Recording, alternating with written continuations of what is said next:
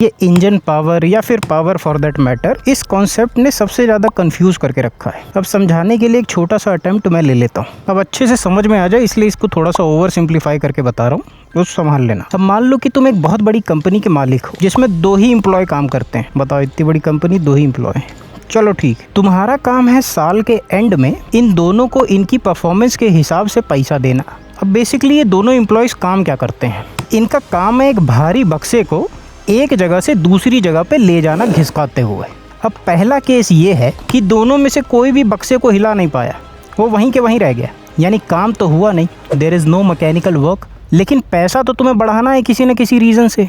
तुम ये कह सकते हो कि भाई एक ने दूसरे से ज़्यादा फोर्स लगाया है इसलिए इसका ज़्यादा पैसा बनता है। अब दूसरे केस में आते हैं, मान लो दोनों ने बक्सा घिसका दिया, तो अब असेसमेंट कैसे करोगे। अब तुम ये देख सकते हो कि किसने ज़्यादा दूर तक घसकाया उसको ज़्यादा पैसा मिलेगा। यानी कि अब तुम जज कर रहे हो बेस्ड ऑन मैकेनिकल वर्क, जिस डायरेक्शन में फोर्स लगाया गया और उसी डायरेक्शन में बक्सा कितनी दूर मूव हुआ, दैट इज वर्क, और जिसने ज़्यादा वर्क किया उसको ज़्यादा पैसा। अब तीसरी लेयर पे आते हैं, अब मान लो कि ये दोनों सेम डिस्टेंस तक ही इस बक्से को घसीटते हैं, तो अब कैसे जज करोगे।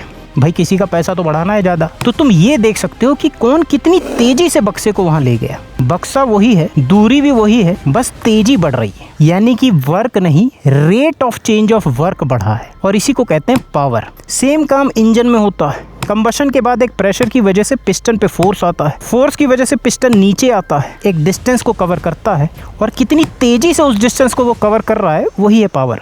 Right safe.